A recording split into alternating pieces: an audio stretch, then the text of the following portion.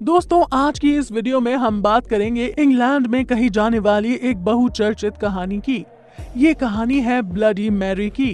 इस कहानी में आप ब्लडी मैरी से संबंधित कुछ ऐसी बातें जानेंगे जो आपने कभी सुनी नहीं होंगी। ये जानकारियां सुनकर आपको काफी हैरानी हो सकती है। तो दोस्तों, चलिए सुनते हैं ब्लडी मैरी की कहानी। ब्लडी मैरी नाम को आपने पहले भी सुना होगा, लेकिन क्या आपको पता है कि ब्लडी मैरी की कहानी आखिर सच्ची है या अफवाह है? तो दोस्तों, आपको सुनकर ये हैरानी होगी कि ये कहानी बिल्कुल सच्ची है और इतिहास में इसके बारे में कई जानकारियां मिलती हैं।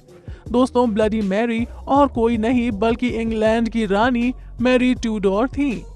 एक समय पहले मैरी नाम की एक लड़की हुआ करती थी और उसके मौत के बाद उसका नाम ब्लडी मैरी रख दिया गया और उसके पीछे का कारण काफी बड़ा था। ब्लडी मैरी के बारे में हम जो कुछ भी सुनते हैं वो सब कुछ सच है और अलग अलग समय में कई लोगों ने ब्लडी मैरी की इस घटना को अनुभव किया है। दोस्तों, कहा जाता है कि ब्लडी मैरी एक आत्मा है जिसे आप रात 2:33 से लेकर 3:33 तक में अनुभव कर सकते हैं।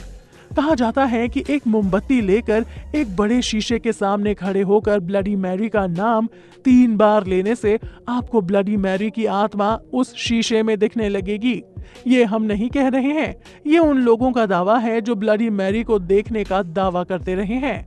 इंग्लैंड के एक व्यक्ति ने रात के 2:40 पर अपने घर के आईने के सामने खड़े होकर ब्लडी मैरी का नाम 3 बार लिया। कुछ समय बाद उसने शीशे में एक लड़की को देखा जिसकी आंखों से खून निकल रहा था।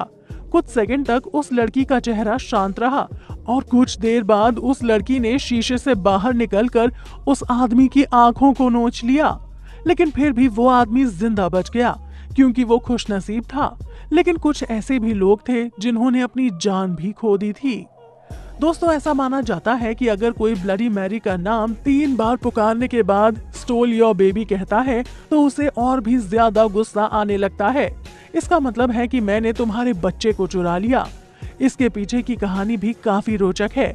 बताया जाता है कि 1509 से लेकर 1547 तक हेनरी इंग्लैंड के राजा थे और उनके 2 बेटियां थीं, एलिजाबेथ और मैरी। पहले जमाने में राजाओं की एक से ज्यादा बीवियां हुआ करती थीं, तो हेनरी की भी बहुत सारी बीवियां थीं और मैरी हेनरी की पहली पत्नी की बेटी थी। मैरी को उनके पिता इतना पसंद नहीं करते थे और उनके साथ दुर्व्यवहार करते थे। महल में नौकर होने के बाद भी मैरी महलों में सारे काम काज करती थी। मैरी के पिता उसे जो कुछ भी करने को कहते मैरी वही करती थी, कभी भी उनके बातों का अनसुना नहीं करती थी।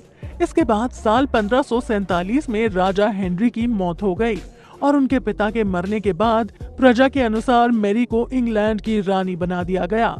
रानी बनने के बाद मैरी अब जो कुछ चाहे वो कर सकती थी, लेकिन उस समय कुछ कारणों से इंग्लैंड में धर्म को लेकर लड़ाई चल रही थी। लेकिन मैरी ये चाहती थी कि पूरे इंग्लैंड में एक ही धर्म हो, लेकिन उसकी इस बात ने कई लोगों को नकार दिया था। जो लोग मैरी के इस बात को नकार रहे थे, मैरी ने उनको मरने की सजा दे दी थी और कई लोगों को जिंदा भी जला दिया था। इसी वजह से मैरी को लोगों ने नापसंद करना शुरू कर दिया और उसके कई शत्रु पैदा हो गए। लोग यहाँ तक कहते हैं कि मैरी पानी की जगह खून से नहाती थी। कुछ सालों बाद मैरी ने शादी कर ली और वो एक साधारण सा जीवन बिताने लगी थी। मैरी को एक बच्चे की जरूरत थी ताकि उस राज्य को उसका उत्तराधिकारी मिल सके। मैरी को गर्भवती होने से इंग्लैंड के लोगों को काफी खुशी हुई, लेकिन तय समय पर मैरी को बच्चा पैदा नहीं हुआ और उसका पेट फिर से पहले जैसा सामान्य हो गया।